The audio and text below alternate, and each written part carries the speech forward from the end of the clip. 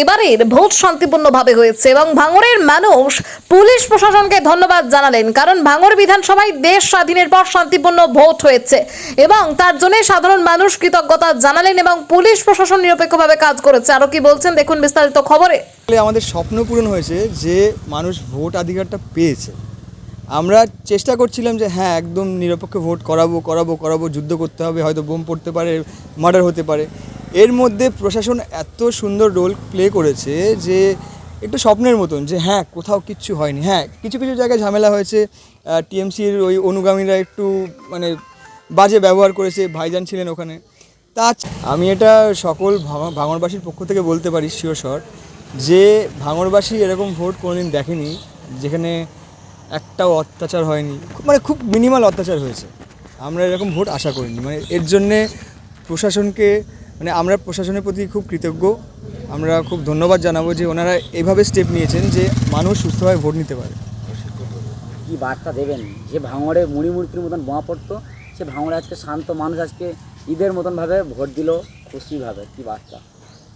প্রশাসন চাইলে সব পারে।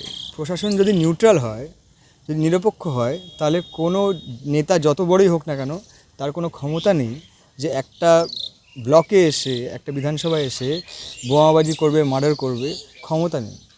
প্রশাসন যেখানে স্ট্রং সেখানে মানুষ নিঃশ্বাস ফেলতে পারবে। তাহলে ভাঙড়ে কে জিতছে? একদিকে শওকত মোল্লা, অপরদিকে নওশাদ সিদ্দিকী সাহেব।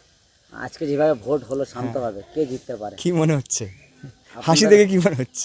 আপনাদের কি বার্তা? 50 পার তো হবে, আশা করছি একটু বেশি হবে, কারণ এতটা নিঃশ্বাস জনগণ কোনোদিন পায়নি, ফেলতে পারেনি। এবারে নির্দ্বিধায় মানুষ ভোট দিয়েছে, এতটা ফ্রিডম কোনোদিন পায়নি, পেলে হয়তো আগে সবকটাই জিততো। এবারে খালি গুনে নাও, মানে সগাতদা আইডিয়া করতে পারছে না যে ভাঙড়ে কি হতে চলেছে। তিনি একটা খাতা নিয়ে ঘুরছিল, তাহলে কি হিসেবটা কি করছিল? তাহলে হাতে একটা খাতা ছিল, ডায়েরি মতো, জানি হয়তো কতগুলো বোম নষ্ট হয়েছে এটা হিসাব করছিল।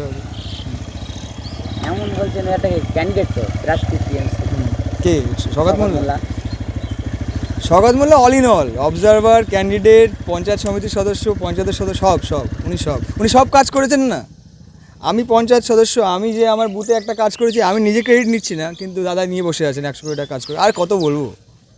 দাদার কথা বাদ দিন, এমনি আমরা জিতে যাচ্ছি, দাদার অবস্থা খারাপ। কালকে তো একটা লাইভে এসেছিলেন, ভুলভাল বকছিলেন, আরও ভুলভাল বকা শুরু হয়ে যাবে।